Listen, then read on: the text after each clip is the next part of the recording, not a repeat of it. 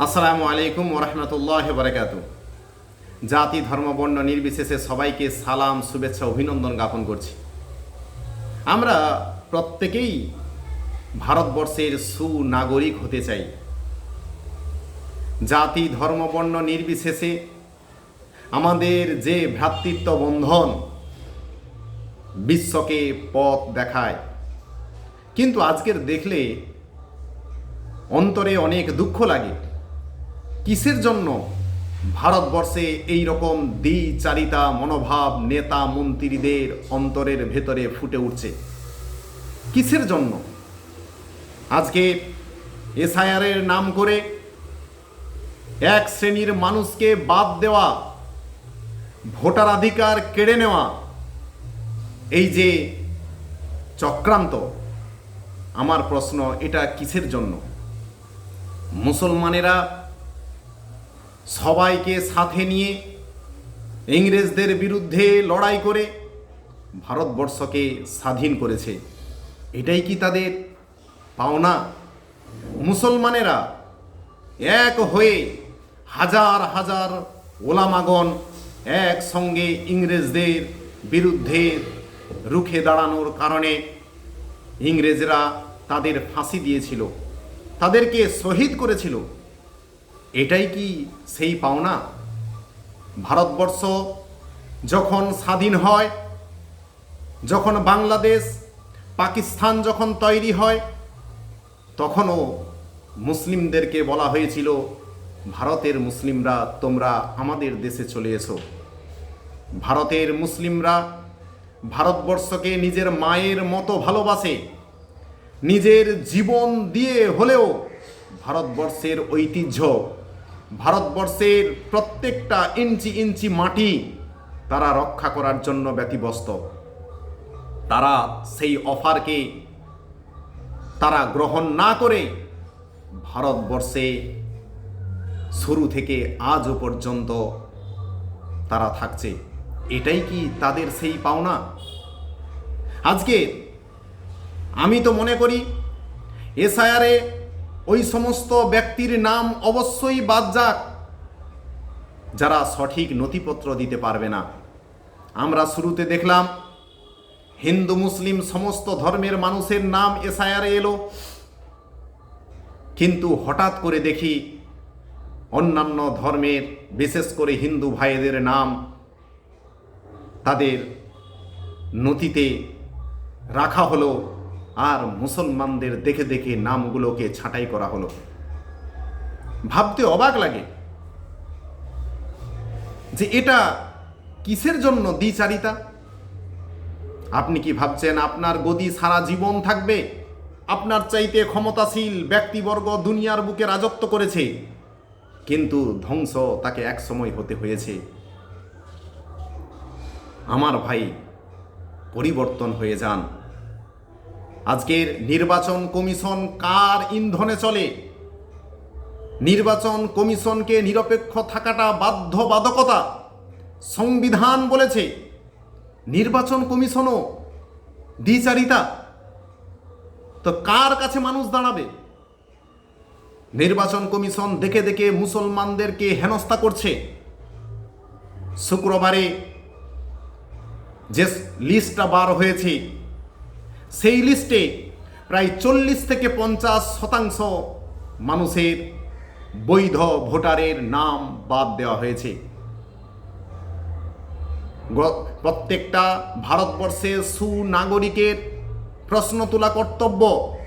আজকে এই যে দ্বিচারিতা, তাহলে আমি বলতে চাই 50 বছর, 100 বছর, 200 বছর পরে আবার যারা ক্ষমতায় আসবে, সে চাই খ্রিস্টানরা হোক না কেন বা অন্য যে কেউ হোক না কেন, তাহলে কি আপনাদের সঙ্গে এই রকম দ্বিচারিতা করবে? এই সিস্টেমটা কি আপনারা চালু করে যেতে চান?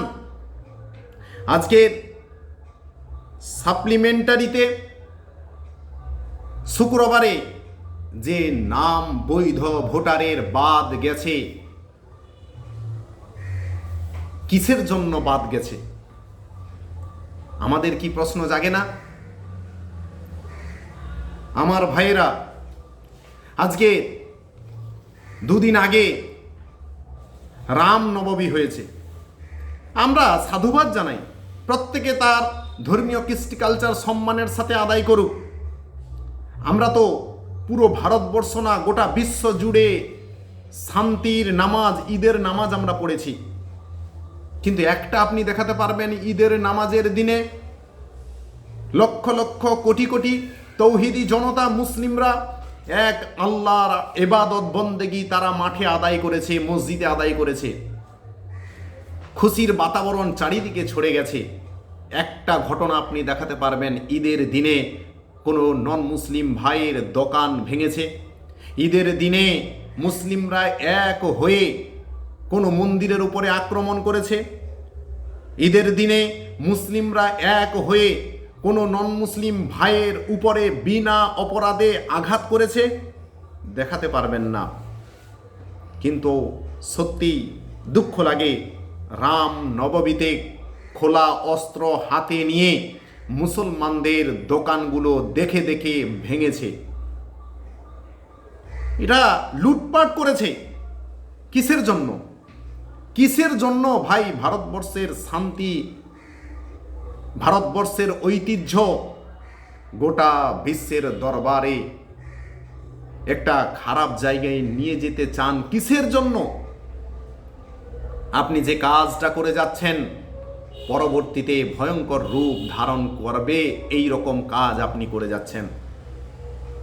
আজকের ফেসবুকে দেখলাম তিনজন হিন্দু ভাই বলছেন, ও জেহাদের দল, তোরা কোথায়? রামনবমী হবে, তোদের যদি সাহস থাকে তো বের হয়ে দেখা। হাই রে ভাই, রামনবমী আপনাদের একটা ধর্মীয় পথযাত্রা, অবশ্যই করুন। অনেক জায়গায় এরকম হয়েছে, মুসলিমরা রামনবমীর ধর্মীয় পথযাত্রায় সর্বদিক থেকে সাহায্য করেছে, পানি দিয়েছে, খাবার দিয়েছে, জুস দিয়েছে। আপনি কাদেরকে এরকম উস্কানিমূলক কথা কাদেরকে বলছেন? প্রশাসনকে আমি বলবো, ধর্মীয় উস্কানিমূলক কথাবার্তা দিয়ে যারা শান্তি সমাজকে অশান্তিতে পরিণত করতে চায় তাদের বিরুদ্ধে কড়া পদক্ষেপ নেওয়া হোক। ভারতবর্ষ এমন একটা দেশ যেখানে আমরা শুরু থেকে দেখে এসেছি, জন্মলগ্ন থেকে আমরা দেখে এসেছি যে আমাদের বাড়িতে ঈদের দিন নন মুসলিম ভাইরাও আসেন, আমরাও তাদের বাড়িতে যাই, আমরা এক পাত্রে খানা খেয়েছি, এরকমও অনেক নজির আছে। বর্তমান কিছু নেতা মন্ত্রীরা তাদের গদিকে বাঁচানোর জন্য ধর্মকে হাতিয়ার করছে, ধর্মীয় স্লোগানকে হাতিয়ার করছে, উন্নয়নের কথা কোনো আলোচনা করছে না। আপনি যে নেতা হয়েছেন, আপনার যে সুযোগ সুবিধা, আপনার যে স্যালারি দেওয়া হয়, সব জনগণের ট্যাক্সের পয়সাতে দেওয়া হয়। আপনি যেই ধর্মের হোক না কেন, যখন ভারতবর্ষের সংবিধানের হাত দিয়ে যখন শপথ আপনি নিলেন, ভারতবর্ষের ঐতিহ্য সমস্ত ধর্মের মানুষদেরকে এক হয়ে সবার সঙ্গে সৎ ব্যবহার করার যে প্রতিশ্রুতি আপনি নিয়েছিলেন, ক্ষমতায় আসার পরে এই রকম গাদ্দারি, এই রকম মুনাফেকি, এই রকম দ্বিচারিতা মনোভাব আপনি কি করে দেখাতে পারলেন? আসামের মুখ্যমন্ত্রী বলে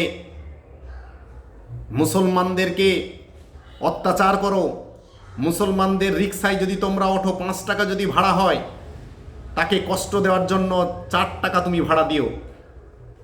হাই রে, একটা মুখ্যমন্ত্রী হয়ে এই রকম কথা! অনেক নেতা মন্ত্রীরা ভাই কিসের জন্য এই কথা বলবেন?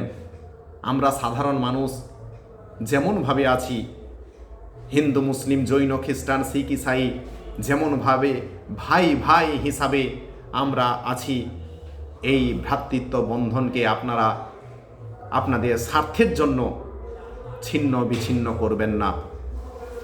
যারা এই রকম করতে চায়, আমরা ভারতবর্ষের সুনাগরিক হিসাবে আমরা তাদেরকে পরাস্ত করব ইনশাআল্লাহ।